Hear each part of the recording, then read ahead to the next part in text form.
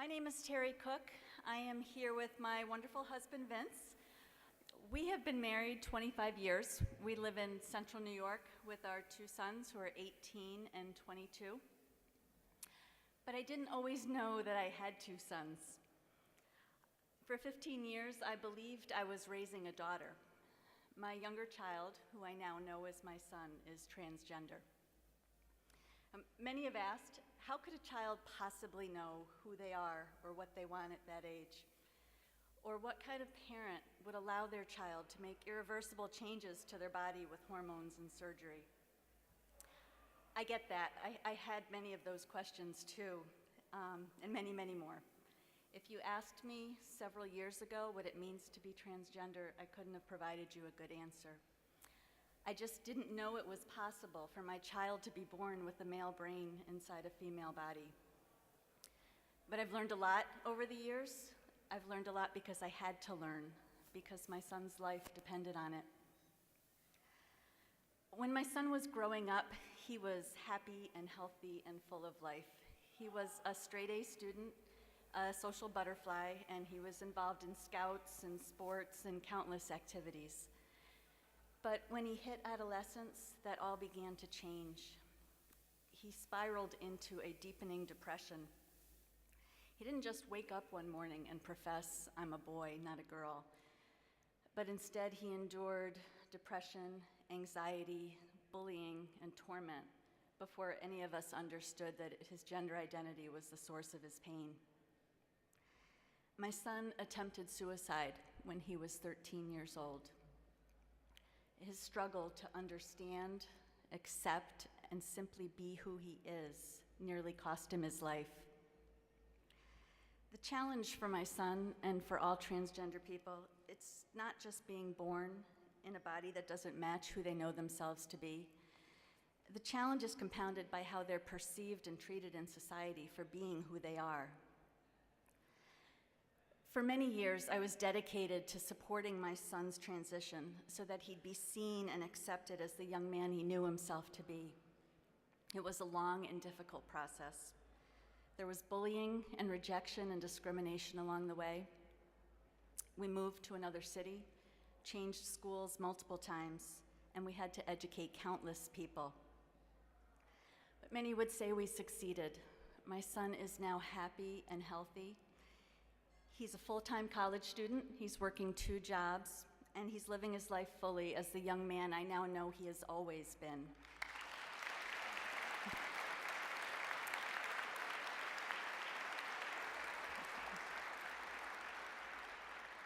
For years, my life revolved around helping him make the outside match who he knew himself to be on the inside. I wanted to help him blend in and get on with his life and not be limited or defined by his trans identity. I didn't want my son to suffer and struggle until society and our laws caught up. But my focus has changed now. I no longer want to change my son so that society accepts him. I want to change society and our laws so that my son and all transgender people can be seen for the beautiful, remarkable human beings that they are.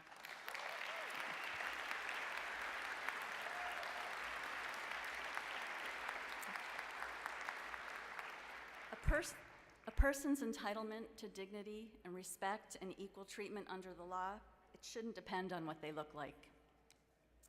We've had to educate countless people, doctors, educators, court officials, and our employers. And the Pride Agenda has provided resources to help us do so effectively. We've had to find professionals that had the experience and the cultural competency to help our son and us as a family.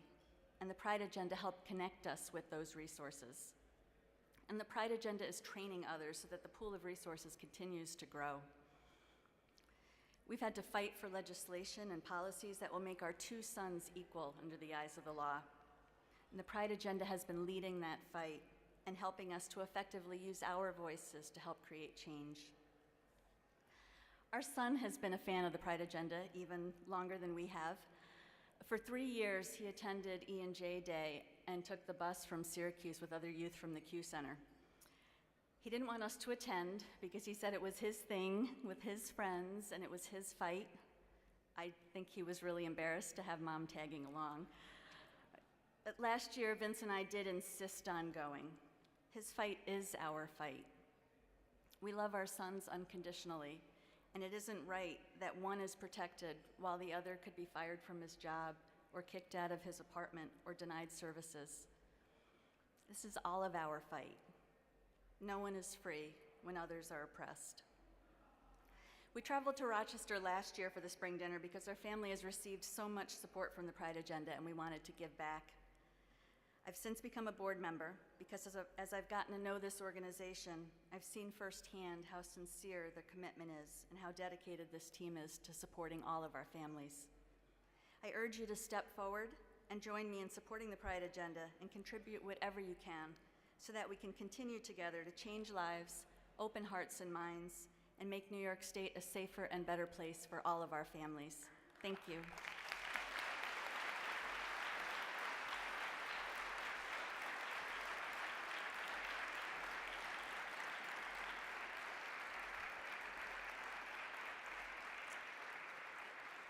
Thank you so much, Terri. Your story and all of the stories we've heard tonight and all of the stories within each one of us remind us that we are one community speaking with one unified voice. I also grew up in central New York, in Liverpool, and where you grow up is always a part of you. When you're part of a community, you're part of a family. We are all part of the Pride Agenda family, and family supports one another and takes a stand to right injustices. As you heard from Senator Hoylman earlier, the Pride Agenda is fighting for families like his and like mine. My wife, Michelle, and I have been blessed to have an amazing son, Mason. I know that the Pride Agenda is fighting for us to help us protect and nurture him so that he can grow up as part of our incredible family here tonight.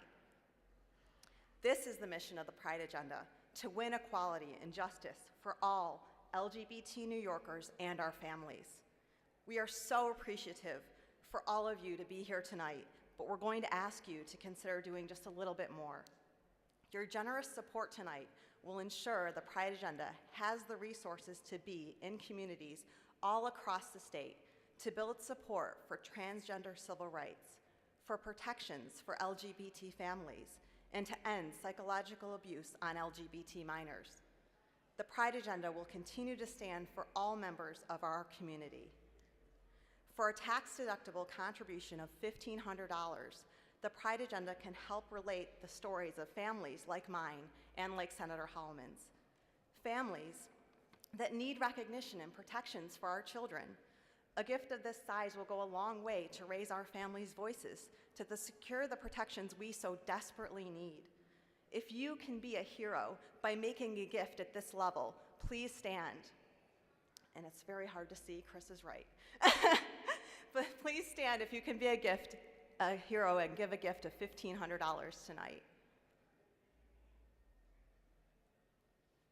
If you are able to give this gift, the Pride Agenda staff members are waiting over by the production booth to accept your tax-deductible contribution tonight, and I really cannot tell who's standing. So please feel free to go over there, and they will take your tax-deductible contribution, and we thank you so much for being a hero and taking that donation on.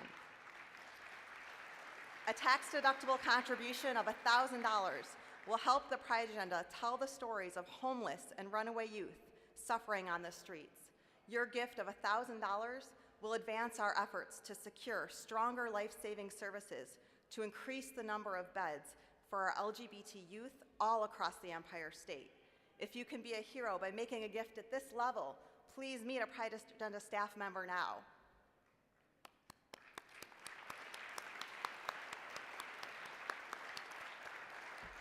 A tax-deductible gift of $500 will help the Pride Agenda support transgender New Yorkers who need basic civil rights of protections across the Empire State. 1 out of every 3 transgender New Yorkers have been homeless at one time. 2 out of every 3 experience discrimination at work, and nearly 30% have faced a serious physical or sexual assault. This is a life or death issue that our state cannot afford to ignore. Your support can help force our state to act. Please see a staff member at the side of the stage now, and they can fulfill your donation.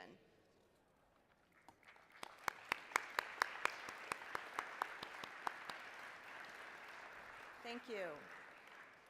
A gift of $250 will help build support here in Rochester and across the state on the need to protect LGBT minors from the psychological abuse of licensed practitioners.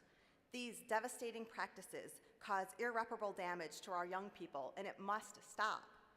We know that LGBT people are perfect just the way we are, and so do our leading medical institutions like the American Medical Association, the American Psychological Association, and the World Profession Association for Transgender Health. Please, if you're able to give a gift of $250, please see a staff member now. Thank you. Thank you to everyone who's completing your contributions now.